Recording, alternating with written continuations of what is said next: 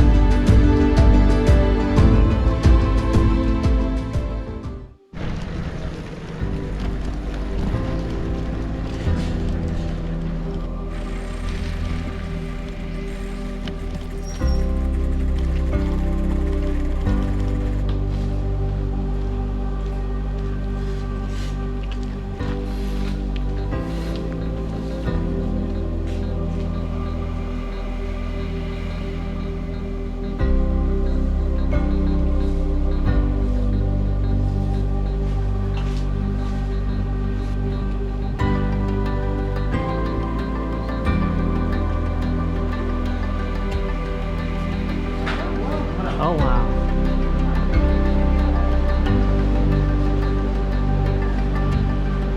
That's a piece of work.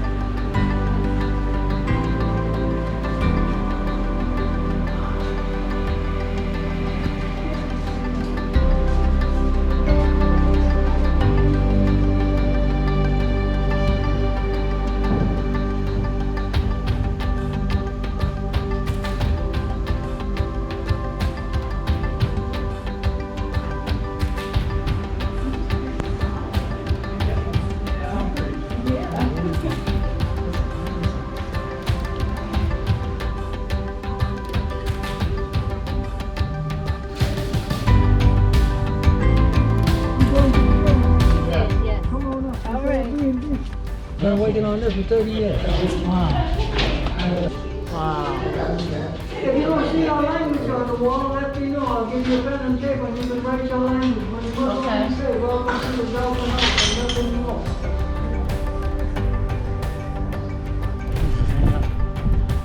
Oh yeah.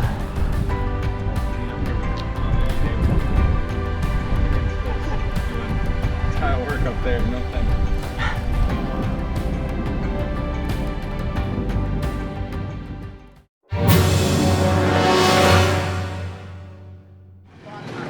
We're on the South Island today, and we just came over on this little ferry boat, water taxi.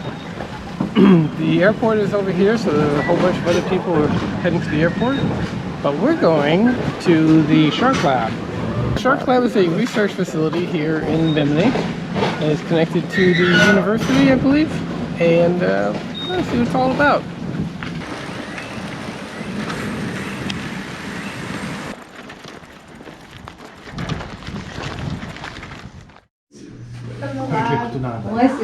I find them pretty interesting. The Bimini Shark Lab, and it's so wonderful that I'll be all here and you want to hear about sharks and the lab in general. So when I'm talking to people about shark stingrays, there's really a lot of stigma and this center of fear around sharks, just in the general community, which is due a lot to media and Jaws from the 70s and 80s. So everywhere. But then the more we learn about them, the more that we can go out and we can see them and we can track what they're doing, the more we see that there are a lot of them that are threatened, endangered, and really struggling. If you haven't met us before, the Bimini Biological Field Station Foundation is a marine research lab in South Bimini that specializes in shark and ray research, which in turn has led to the nickname the SHARKLAB.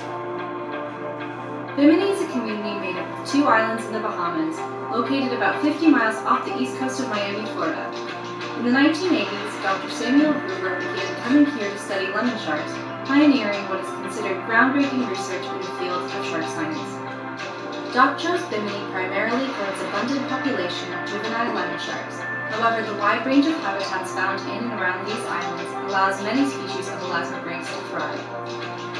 Habitats around Bimini range from protective mangroves, seagrass beds, tidal lagoons, sand flats, the nutrient-rich deep waters of the Gulf Stream, And the shallow waters of the Great Bahama Bank. Dock's early studies on lemon sharks provided a foundation for much of the subsequent research being done on sharks around the world. At a time when the word shark was synonymous with killer, Dock was investigating their capacity to retain learned behavior, physiological traits like nocturnal respiration and electrosensory thresholds, and the population demographics and molecular ecology of Bimini lemon sharks. It may seem basic to us now, but at the time, many of these fundamentals had only been studied in bony fishes. After the presentation, we were offered the opportunity to take a walk out to the beach and observe baby lemon sharks.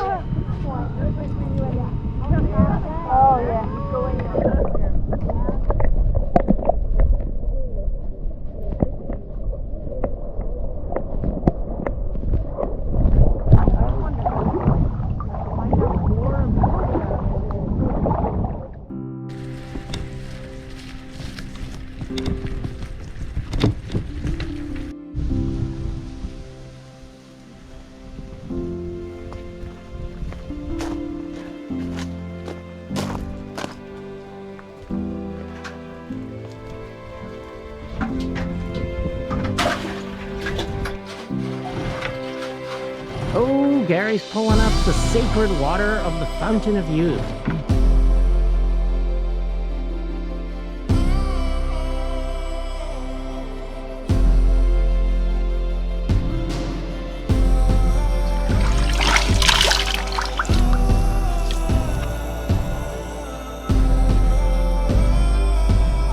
I feel young.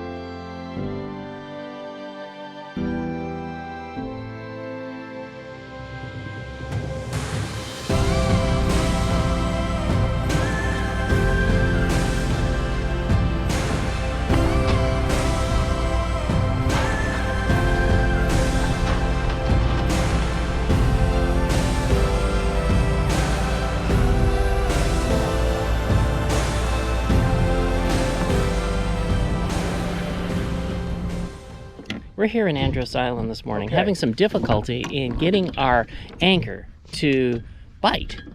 We have a soft sand, coral sand upper layer and a substrate that's hard limestone. So we're not actually getting a good bite. So we're going to try a rock anchor. We're using the electric motors. Bow the boat over a little ways so that we can top the second anchor some distance away from the first. So they've created a V. There's the anchor right there. I'd forgotten how well I designed this. There goes the anchor. Done? And a one. And a two. And Oh, my foot is caught. okay.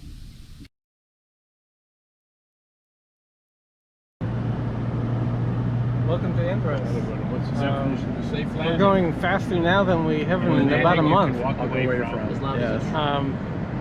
We're gonna go check out some blue holes. We also picked up some passengers. Indian fighter pilot Scott friend of mine. Didn't know that one. and Yeah. So make an adventure out of it.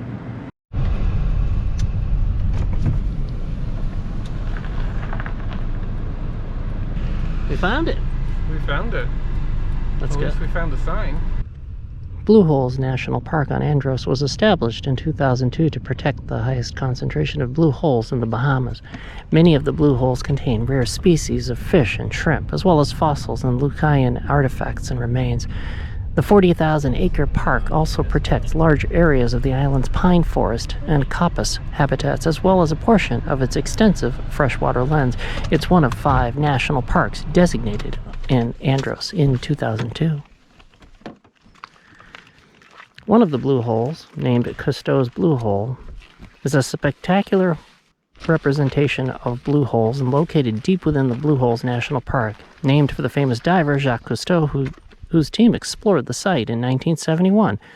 He released dye in the water of this hole, and later the dye spilled out on the edge of the tongue of the ocean, establishing a direct link between the blue hole and the ocean. It is reported that the team lowered a remote camera into the hole. At approximately 300 feet, it disappeared and has never been retrieved. It is known as one of the deepest blue holes in the area, although the entire depth is unknown.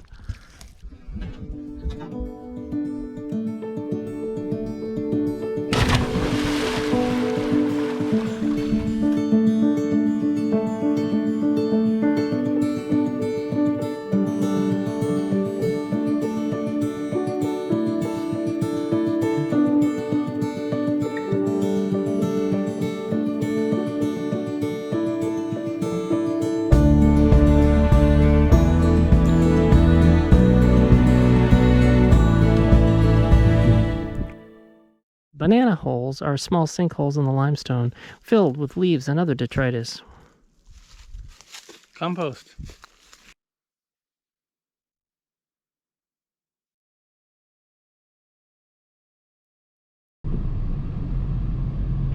We were back on the road again, heading further south on the island of Andros.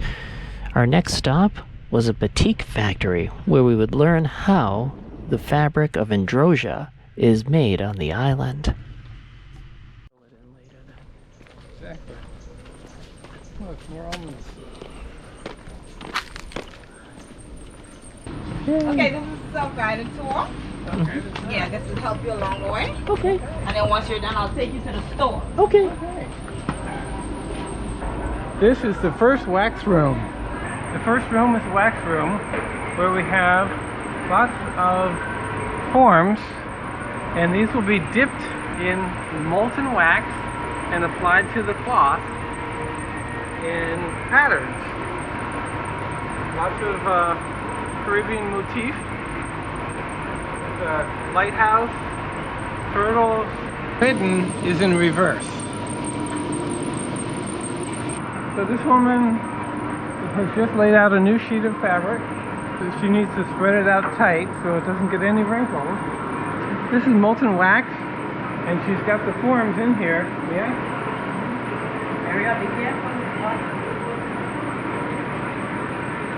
We have a turtle, and she's going to put those on the fabric.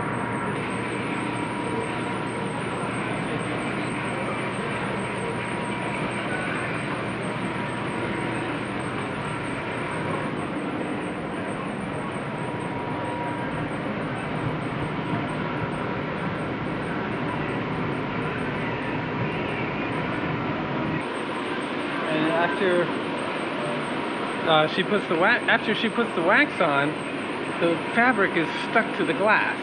So I just helped her pull the fabric to release it from the glass, and then she puts on another layer of fabric, rolls it all up, and then it goes on to the next room.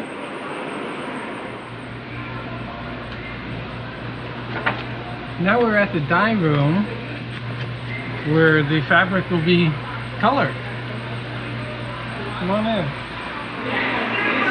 The wax, of course, will resist the dye. And so any place that has wax will stay white, and every place else will get whatever color. So here we have some blue fabric. Well, this was white fabric, and they put these wax patterns on it, and then they dye it, and the areas of the fabric that are not waxed take on the blue color, and only a little bit of blue goes into the wax.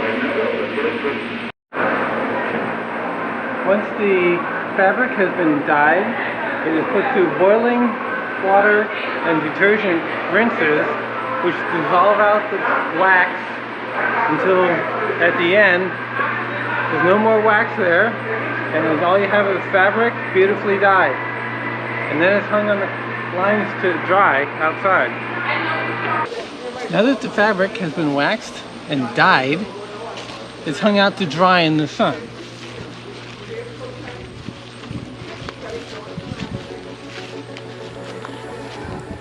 Some of it is corporate sponsored. Some of it is Caribbean motif. You have pineapples.